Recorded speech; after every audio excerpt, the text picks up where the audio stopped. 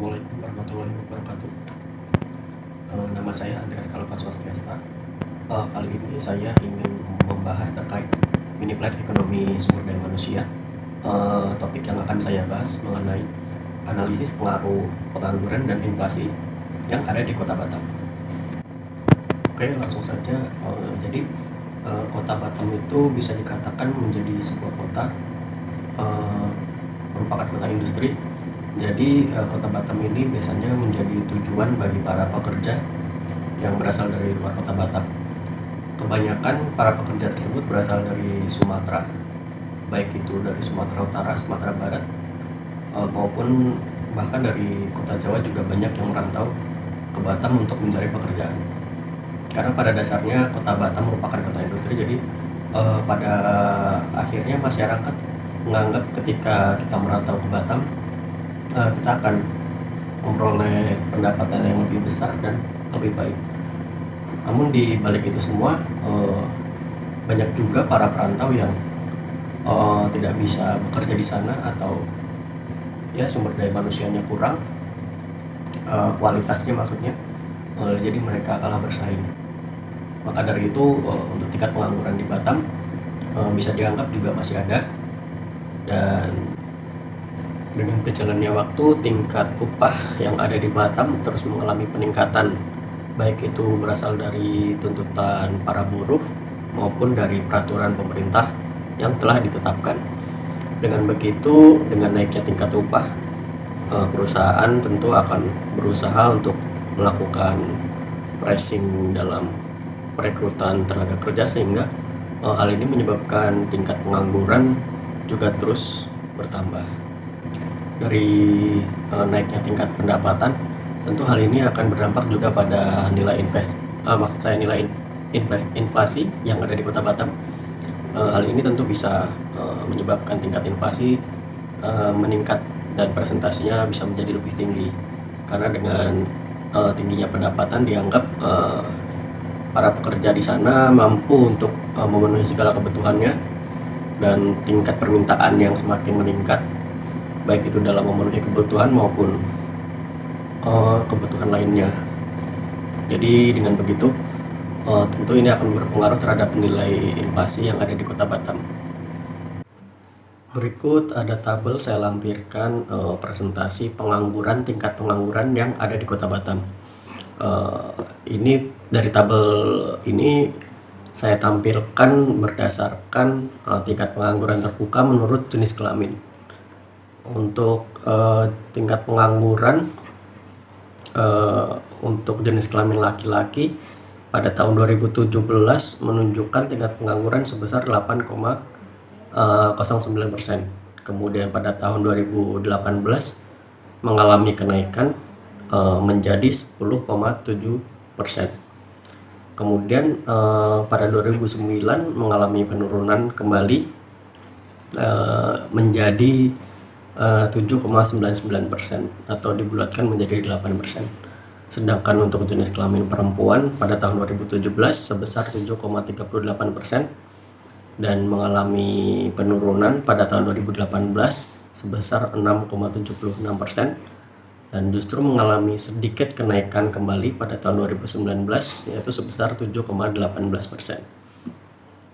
Kemudian untuk rata-rata dari tingkat pengangguran antara laki-laki dan perempuan, yaitu pada tahun 2017 sebesar 7,82%.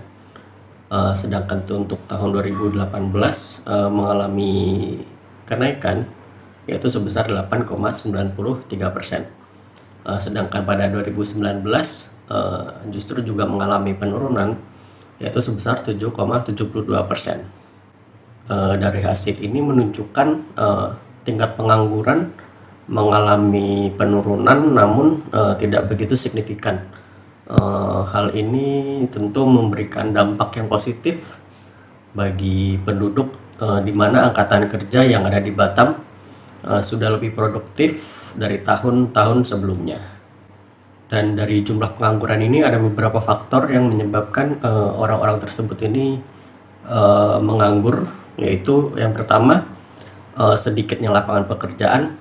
Jadi kurangnya lapangan pekerjaan yang dapat menampung mereka semua, dan tentunya hal ini banyak para pencari kerja yang tidak sebanding dengan lapangan pekerjaan yang dimiliki oleh negara Indonesia.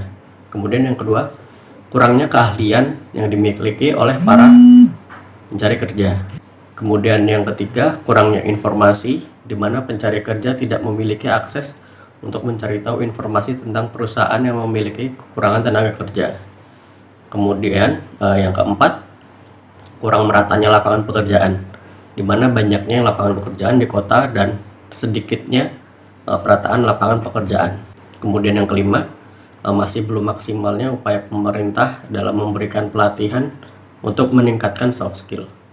Kemudian yang terakhir, yang ini yang biasanya paling banyak terjadi, yaitu budaya malas yang masih menjangkit para pencari kerja, yang membuat para pencari kerja gampang untuk menyerah dalam mencari peluang pekerjaan. Berikut saya lampirkan tabel inflasi yang ada di Kota Batam. Dari tabel ini saya lampirkan inflasi menurut kelompok pengeluaran.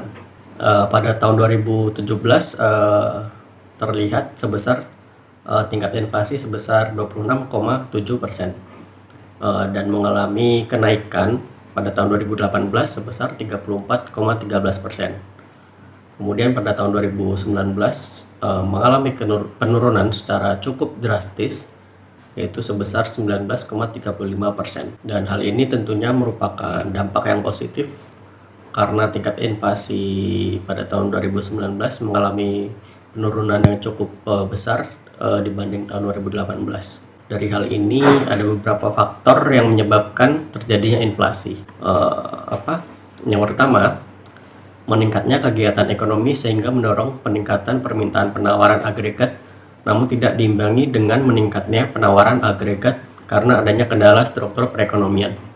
Kemudian yang kedua, adanya kebijakan pemerintah di bidang harga dan pendapatan seperti kenaikan harga BBM, listrik, air minum, kemudian menaikkan upah minimum tenaga kerja swasta, dan gaji pegawai negeri diperkirakan memberi tambahan terhadap dampak menjadi kenaikannya inflasi.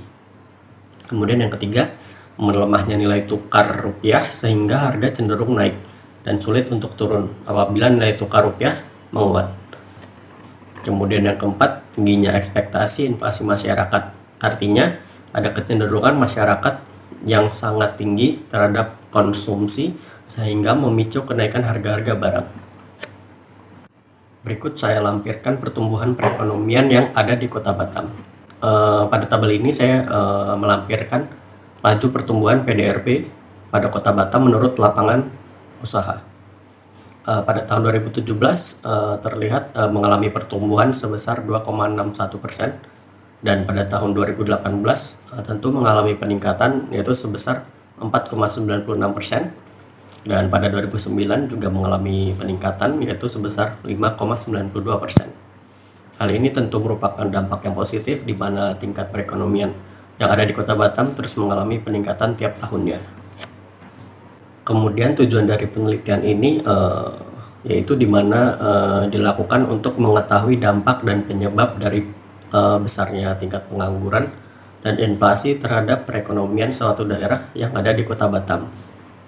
Kemudian untuk landasan teorinya, yang pertama yaitu tingkat pengangguran. Pengangguran atau orang yang menganggur adalah mereka yang tidak mempunyai pekerjaan dan sedang aktif dalam mencari pekerjaannya. Kategori orang yang menganggur biasanya adalah mereka yang tidak memiliki pekerjaan pada usia kerja dan pada masa kerjanya. Kemudian yang kedua, tingkat inflasi. Inflasi sendiri merupakan proses kenaikan di mana harga-harga umum secara terus-menerus mengalami peningkatan.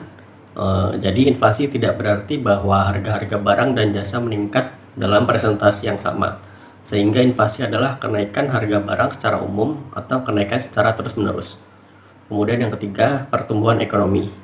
Pertumbuhan ekonomi ini adalah suatu pertumbuhan pendapatan pada suatu daerah dari satu ke tahun selanjutnya, di mana hal ini ketika mengalami kenaikan tentu itu merupakan hal yang positif bagi daerah tersebut.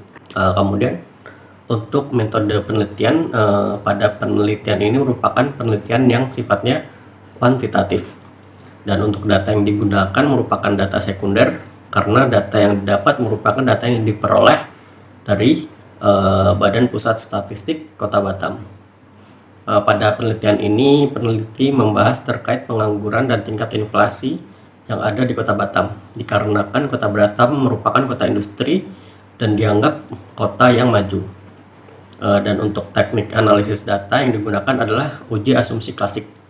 Sebelum dilakukannya pengujian hipotesis, dilakukannya pengujian mengenai ada tidaknya pengaruh pengangguran dan inflasi terhadap pertumbuhan ekonomi. Uji ini meliputi uji normalitas, uji multikolinearitas, dan uji autokorelasi, dan uji heterokodestisitas. Demikian presentasi dari saya. Apabila ada salah, saya mohon maaf. Terima kasih.